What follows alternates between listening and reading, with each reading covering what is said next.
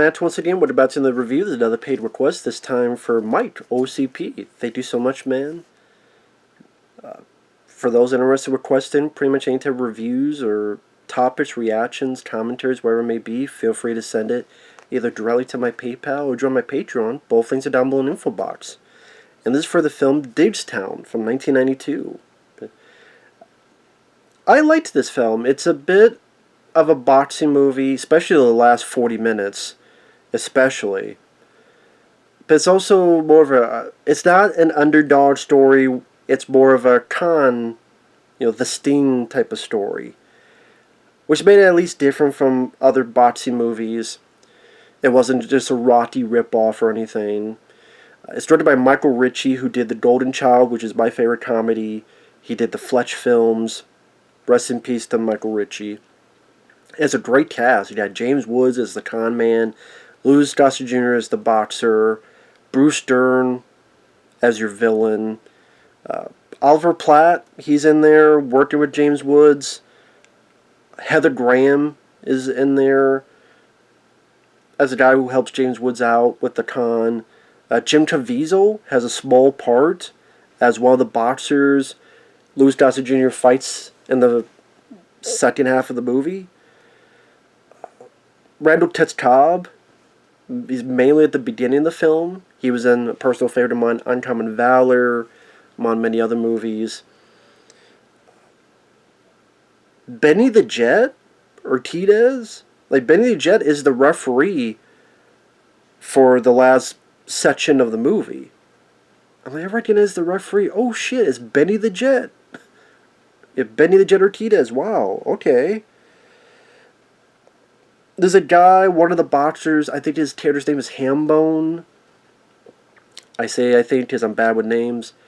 I remember him, remember the movie Summer School with Mark Harmon?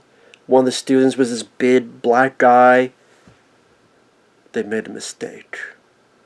You don't do really well. And he goes to the bathroom, and then he only comes back to the end of the film. He's one of the boxers in this. Pretty much the gist of the story is James Woods is this con man who even has a con in prison where he sets up a fight, but he helps people get out of prison in exchange for money and such. So he gets out of prison, and he had talked with Randall Cobb, who lived at this place called Diggstown. So he goes there to help set up this big con with the help of Oliver Platt and eventually Louis Gossett Jr., where Oliver Platt gets drunk, wins some money, wants to bet more,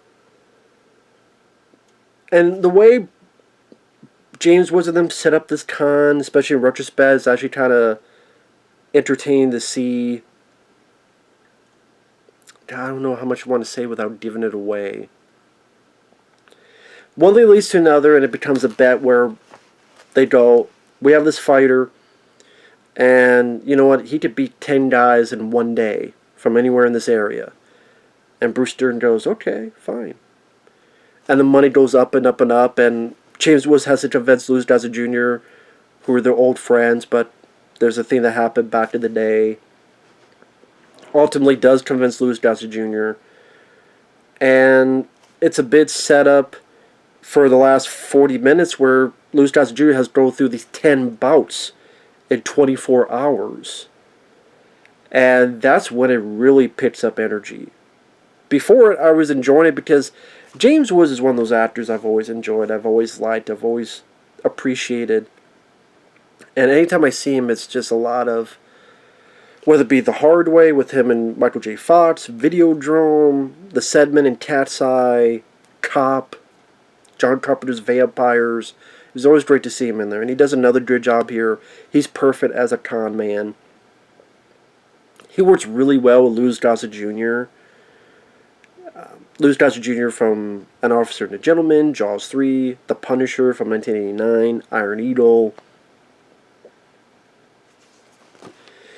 And like I said, when they're together, it works rather well. There's a bit later on where James Woods is talking with Lewis. Is like, listen, I get it. This guy, he's bigger, he's tougher, he's faster, and he didn't just fight 22 rounds. But remember this, you are black.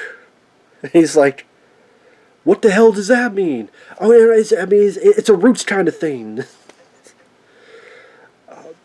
Again, the fun is those two when they work together.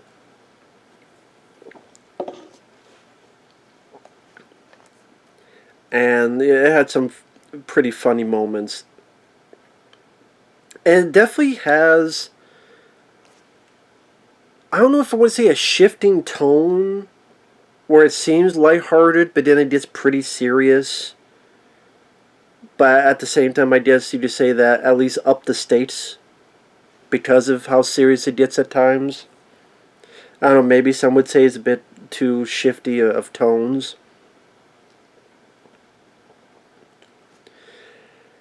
But like I said, the cast is, I know a friend of mine hates Oliver Platt, but I think he was fine and tolerable in this. Marshall Bell, he makes a small appearance as the warden of the prison. Marshall Bell, he was in Arnold Schwarzenegger's Total Recall. He was a guy who had Quato in his chest. He was also the coach who got killed by Freddy in the shower in Elm Street 2, Freddy's Revenge. Oh, speaking of which, another guy who pops up when Oliver Platt first gets into town, a guy he talks to is John Short. He's a guy who played Curtis at Maximum Overdrive. Curtis, are you dead? Yeah, Curtis is in this movie. I'm like, oh shit. I didn't get to see that guy in a lot of other movies other than Maximum Overdrive, and I'm watching going, wait a minute, I know who that is. Is that who I think? Oh shit, it is. It's Curtis. You're not dead. So it was cool to see him in there. Bruce Dern, he knows how to play a villain. He's not over the top, but he's very, you just hate him. He's conniving. Even when he's watching the match, he does this. Like he's Mr. Burns from The Simpsons. Like you're ready for him to go, excellent.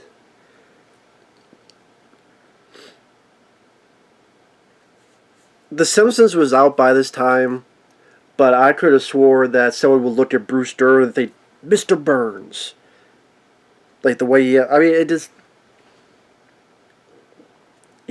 Bruce Dern is a good actor, and he knows how to play a villain very well.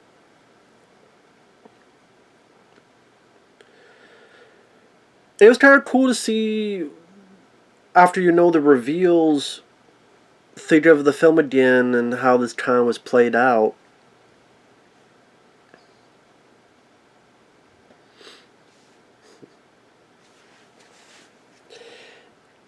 God, how much do I want to give away? Okay, like another bit with Louis Gossett Jr. and James Woods. Like, James Woods has not asked Louis Gossett Jr. first to be part of this. So he goes out there to meet him, and he's training kids at this YMCA type of thing. So there's a bit little later on where he's like yelling at James Woods, and what do you think I'm doing? And you know what, you think I'm going to do this? You got a big surprise. He walks out, he closes the door, he immediately comes back and goes, pick me up at 8. And then closes the door again.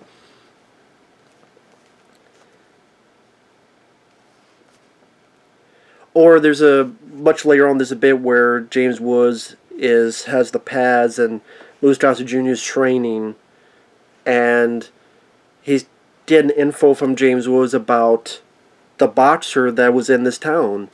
That's why it's called Diggstown, after this boxer named Diggs, who's now left in a wheelchair, and Louis Gossett Jr. is trying to push James Woods to tell him the truth, until ultimately James Woods does tell the truth about this guy who, even though he worked for Bruce Dern, he didn't want to do something, so he was doped up, and they doped in his,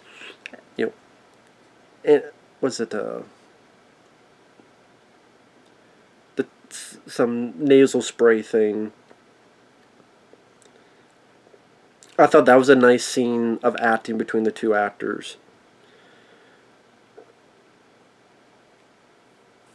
I would say, for the most part, I wasn't really a fan of the music. I mean, at the end credits and stuff, it was fine.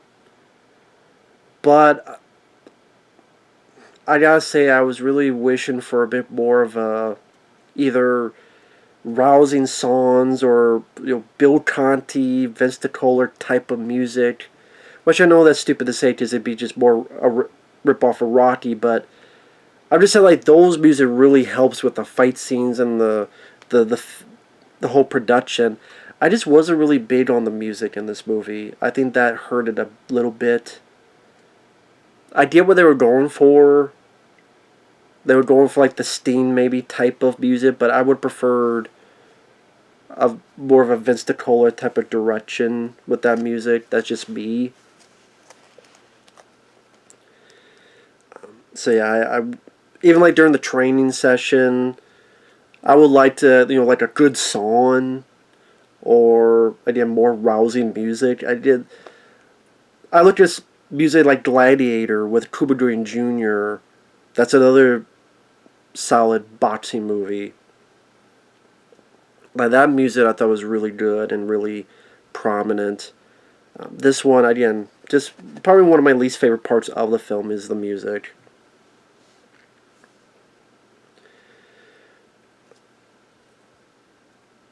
And I don't want to give everything away, but again, it's sort of this build up to these 10 fights. And that's when the movie, again, really kicked in a high gear.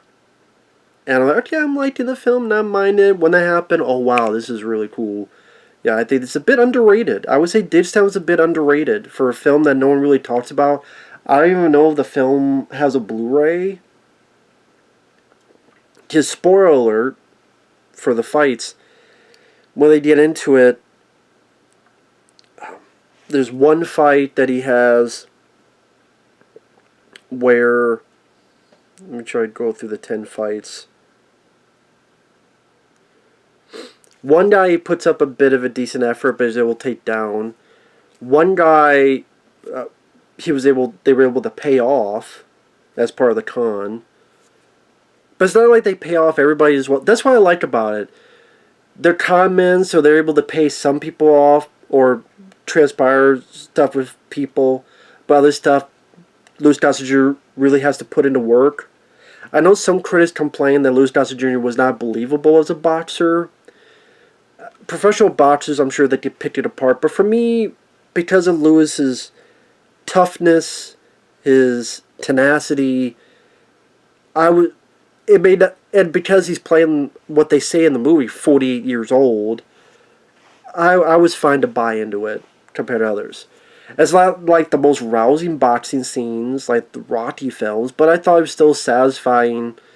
And like I said, other than I wish there was better music, I rather enjoyed it. So like I said, there's this first one puts up a good fight because he's able to take down. The second one, they paid him off. Bruce Dern finds that out and he doesn't like that, so he threatens the other brother, if you drop like he did, in fact, you know what, you better win, otherwise we're going to kill your brother. So then that brother puts up a big fight, but Lewis is able to knock him down, and then Hambone's brother gets killed. That's what I mean, like, there's serious stuff to... If some think it's just a lighthearted comedy, it's not. There's some seriousness, which I was fine with because it made the villain that much more dangerous and hateable. I know it's not a word, but there's one guy, Jim Caviezel, who Louis Gossett Jr. is doing well. But he's trying to take it easy, but then Jim Caviezel's character says something racist. Look at Lewis's face, he just knocks his ass down. I do like the line also, Gossett Jr. says, "Oh, that headgear, it's like trying to fight Darth Vader or somebody."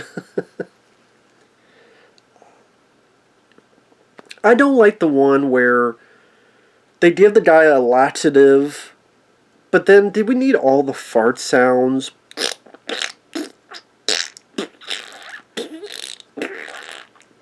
I get it, he's been given a laxative. But stomach gurgles would work better. we could imagine ourselves like he needs to go, and like with his body language, and he just like a nice couple hits in, and he runs out, and he just runs to the bathroom. You close the door. We get the idea. It could be as funny as well. You know, the 50 fart sounds I thought was a bit over the top. So, didn't really care for that one, but it was what it was. So, pretty much like they fight, because again, this is a 24-hour period, so they fight, again, like 5 of them. And then that's when the guy's brother tries to fight, and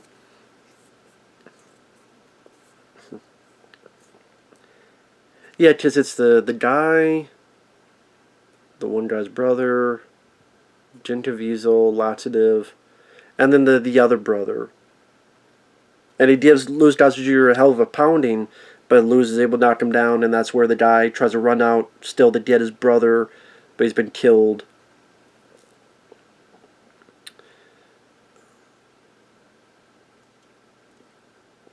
And you did that, James Woods and Louis Gossett Jr., they're good friends. Despite James Woods being a con artist, he's still a good guy. And as Louis Gossett Jr. says, this ain't about the money anymore. And James was like, alright, let's take this motherfucker. You got any balls, or you just got that 2-inch dick? James Woods knows how to throw those lines out. And you buy him going up against Bruce Dern. You got any balls? You just got that 2-inch dick. Come on, let's put up all your money, huh? How about that? Put all your money. Put all the money you have in this town. Because they're trying to absolutely ruin Bruce Dern's character financially. And I like that the fights... That's why I could overall deal with the laxative. I may not be a big fan of, because the fights at least try to be different when you have 10 of them. So, you have the guy who, and it ends with the guy being racist. You have the guy who's trying his best to fight because he wants to save his brother, but he's not able to do it.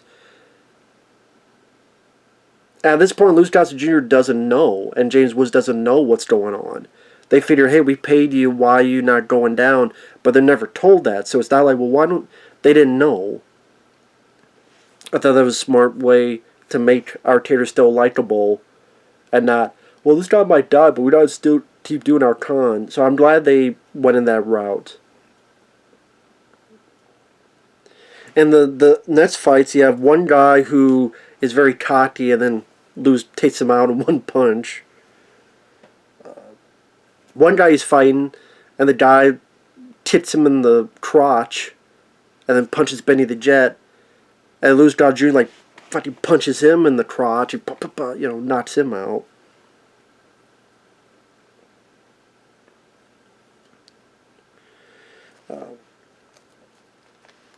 There's another guy who's a bigger guy.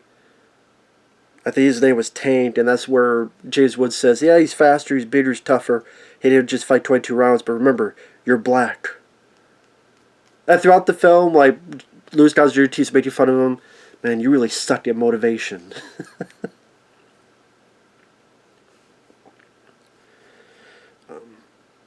Then you have, like, the one big fight, and James Woods wants to throw in the towel because he likes his friend more. And that's the thing, like, James Woods, they didn't make him just a despicable, one-note asshole comment. He cares more about his friends. Like, there's a part earlier on where he's like, listen, if you guys want to leave, I understand. Or this, he tries to throw the towel, and Louis Gossett Jr. gets in and throws back the towel. Now, did I miss it? It felt like I saw a trailer where this was done differently, where James was about to throw the towel, but then Louis Gossett Jr. catches it. If Michael CP, if you're watching, did I miss that shot, or was that a shot only in the trailer? Well, I swear there was a part where James was ready to throw the towel, but then Louis Gossett Jr. just catches it. Is that something that I didn't, was only in the trailer? Or was that in the movie and I missed it? Because in this, it's done differently, where he throws the towel, and then Louis catches it and throws it back. I would say I probably like the one in the trailer more, if that's the case. Where James Woods does and then catches him. I would say I would prefer that more. But he's able to beat him. And then Brewster's like, well, wait a minute. There's one more guy. My son, he didn't go in the ring. So we got a guy from the prison you were at. And it's a guy that we saw fighting Randall Cobb at the beginning. And then James Woods does something that Bruce Dern did to him earlier. And the guy is a ringer and goes down. As James Woods says, never count a comment, especially if he's better than you. So he knew this was a possibility that could happen. I thought that was a nice reveal. I thought that was a nice twist. It showed how smart, despite the other hiccups that he didn't see coming, he did expect this. And it's satisfying to have someone outsmart Bruce Dern's character. Now, I thought Bruce Dern should have gotten a bit more of a comeuppance. I mean, he does get punched, knocked out by the guy whose brother was killed. And he has lost all his money. But at the same time, at least, I don't know, go to jail, have handcuffs on him. Because he still did have someone get murdered. More than one. Just spoilers. Randall Cobb was killed earlier in the film. This guy was killed. So, you would think Bruce Dern should get more of a comeuppance than just, okay, he's knocked out, but now, then what? And he has no more money, but I still think he should be, again, jail. Like, put handcuffs on him, put him in a police car. Like, something like that I would have preferred more. That's just me. But yeah, I thought this stuff between Gossett Jr. and James Woods was very satisfying. I like the way it ends, where they're in the empty arena, and the both of them are sitting down. And James Woods says something nice to him, and Gossett goes, "Now you motivate me." Then the movie ends. Again, the end credit music I don't mind, but again, other than Bruce Dern, I wish he got a bit more of a comeuppance. Heather Graham is fine, although there's a part of me that wonders if she's really needed in the film. I mean, I know why they have her in there. To have a lady in there. And she does help out fighting info for James Woods, and she's linked to Randall Cobb's character, but I'm just sitting there going, you know what? You don't really need Heather Graham in this. I mean, having more scenes of Gossett Jr. would have been fine, and that seems like stuff he could have just paid anybody for some info to find out how much Bruce Dern is worth. And then, by the last 40, 50 minutes, she pretty much, other than being in the crowd, is not really part of the movie anymore. So that's what I mean. I don't really know if you needed Heather Graham at the end of the day in the movie. Again, you could just take her scenes out or put more of James Woods and Gossett Jr. together. But like I said, the cast works very well. The boxing scenes, while maybe they're not expertly choreographed, they're still satisfying to watch, maybe because I like the actors and I like the idea of going through these 10 bouts and they go off in different ways. It definitely, I thought, was exciting. Your two leads worked very well together. There's some fun bits of dialogue. And overall, I would say it's an underrated movie. It's a film not really people talk about, but I thought it was rather... Yeah, I don't even know if it's on Blu-ray or anything, but it's a film no one talks about, no one mentions, and it's a shame because it's pretty damn good. I thought it was pretty damn good. I was pleasantly surprised by it. So, with that said, thanks for watching. Take care. This is one of those films that when it came out, it bombed. And someone said it has a cult following. Whatever the hell that means. But, yeah. If you like the trailer or if you like anything of the sort, feel free to give it a watch. We'll see you guys later. Bye-bye.